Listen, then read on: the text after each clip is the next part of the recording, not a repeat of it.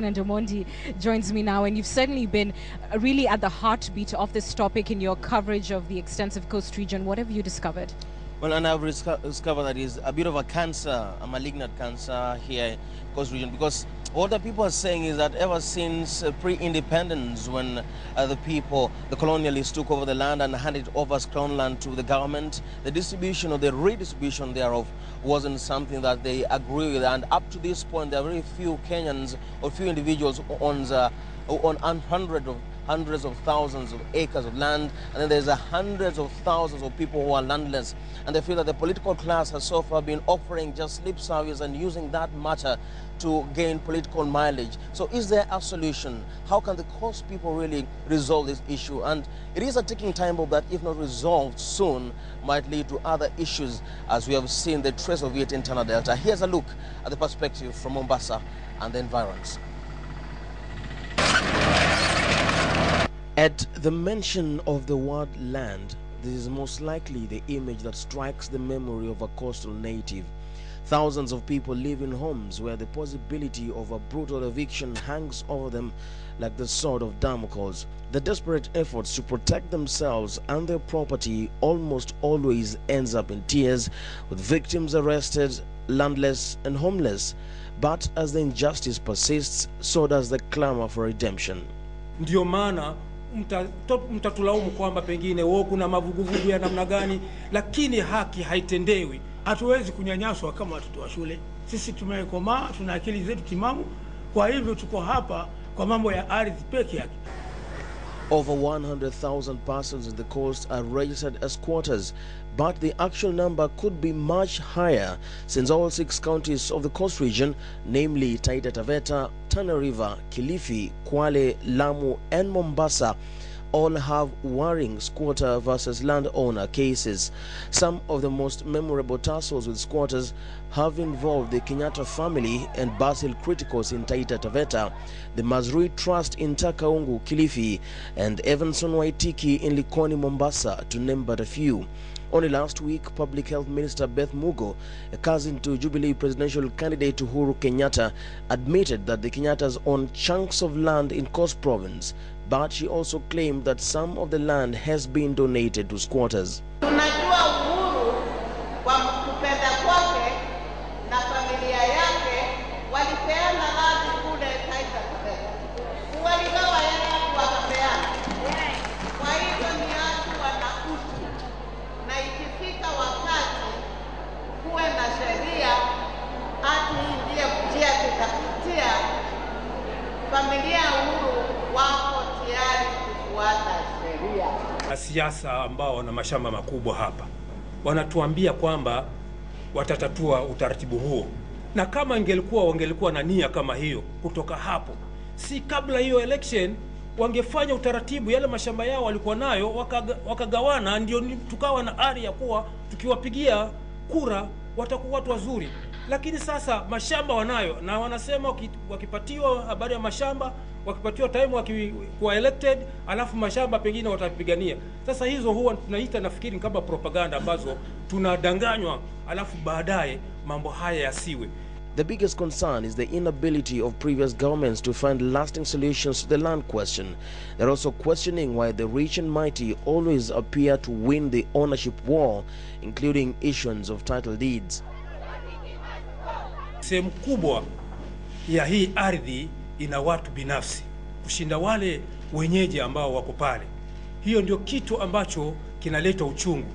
Kila siku ukisonga huku unasongezwa kule, ukisonga huku unasongezwa kule. Sasa hiyo ndio shida kubwa ambayo ipo hapa. It is this sense of injustice that propelled the secessionist Mombasa Republican Council to dizzying levels of popularity among disgruntled locals before the government stepped in to clamp on its leaders. It has, however, agreed that the MRC's concerns are real. Concerns like land ownership, which the locals once settled once and for all. Wanazungumza lakini hawatekelezi ile mpangilio yao. Ndio maana tunasema afadhali hili swala la ardhi liwachiwe commission. Commission ipatiwe utaratibu ambao utaweza kutengeneza mambo haya yote. Kwa hivyo matarajio yetu kubwa ni kwamba uvunjaji wa nyumba huo umekoma. mambo ya kunyakuliwa kwa ardhi zetu iwe imekoma, na yale zile dhuluma za kihistoria nazo ziwe addressed. Hilo ni jambo la kwanza. Nagib Shamsa joins me now. He's a land activist. Thank you for your time. What has caused successive Kenyan governments to fail on this important question of land? One of the things is they don't put in mind the issues of the previous land commissions and recommendations that have been there. 1961 were the land commissions, 1972-76 the Madai One Commission and the Angaine Commission, Kams Jonje's Commission. All these commissions had put up very good recommendations about the issues of land in this coast province, but the negligent and are not following up. And as for now, we have the National Lands Policy and the Constitution, and we have the National Lands Commission, which needs to be gazetted immediately for them to be able to implement this. But all along, the commissions that we've been having was not actually enacted in the Constitution. So now the Constitution has given power to this commission that will be able to solve these issues once and for all. But the president is yet to do that, and he's got a little over a fortnight really to remain in office. So it doesn't seem likely that that is going to happen under his tenure. What is your hope going forward with the Second Republic, that this will be done speedily? There's no way out. He has to do it, be it today or tomorrow, be it the next government. This is a constitutional office. It's there legally. He can delay because of 1-2 things of his own personal reasons, but there's no doubt he can do it for long. It has to be there. Do you think, though, that the topic of land, especially in this campaign period, has been dealt with honestly? We've had Prime Minister Raila Odinga of Court Coalition going out and saying that he's basically the only man who can be trusted to implement land reforms, striking at the Jubilee's William Ruto and, of course, Uhuru Kenyatta, who's the flag bearer on that ticket, saying that both these men have huge questions hanging over their heads in terms of their integrity when it comes to the issue of land. No politician would do any land reforms. It's only the National Lands Commission. Look at the manifestos, both sides. Nobody's giving us the budgetary percentage. How much money will they put in land reforms?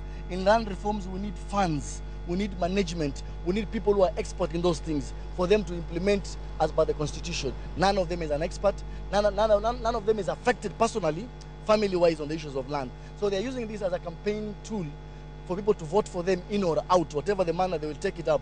But none of them is able to implement and follow up this. The only thing they can do is to make sure the National Lands Commission is put in place. How do you think the Land Commission, once set up, should go about dealing with this very touchy topic and ensuring equity? One of the things that the mandate of the National Lands Commission is to deal with historical injustices, equity, land use, land management, name it. You take, for example, the issue of Tana River. It's very clear. The land there is being used to export food instead of the food being brought in. Exporting food security, yes. We have foreign governments coming up to own land. The Minister of Land has failed to give us the inventory who owns Tana River. The corridors of water has been grabbed. People are put in one village. Population pressure is coming on board. They should tell us who owns that land, all that chunk of land. The issue of the port is an excuse again. So this is very clearly that if you put the National Lands Commission on board and they have their mandate, they have the expertise, they will be able to do this thing once and for all, because this is a constitutional office and it's not answerable to anybody apart from wananchi wenyewe. They would give us a report card, they would give us a scorecard, they would give us a way forward. That's what we are looking at. Just finally, before we wind up, and you've touched on the Tana Delta, of course, where you've seen also a lot of violence, a lot of displacement of people, and the issue of the Qatari government that already has been allocated huge tracts of land to do exactly what you were saying, export, it seems, food security, under the guise that there would be infrastructural development or job creation. Yet at the end of the day, it's mechanized farming that is taking place. How do you help, how should the future government help locals actually apply their skill to transform land into something of use, because they do not have titles right now? One, what you need to do exactly is security of tenure. If the locals do not have security of tenure, they have nothing to do with land. Land comes first. We trust in land. Give it a security of tenure. And the integrity of the title as well? Yes. That is the only thing to come on board. Security of tenure, for them to own the process, make them develop it. If it means of giving them some funds to do that, they will do it. The only thing is they have to be sure what they're doing today, tomorrow, and the day after tomorrow. So clearly you can see it really is such a very touchy topic. The question of land, it is an emotive issue. I want to take you now to Eric Njoka. He's standing by at the Super Wall, and he's got more, or rather, I beg your pardon, I'm taking you to Betty Kialo, and she's got more on this subject of land. Betty, to you.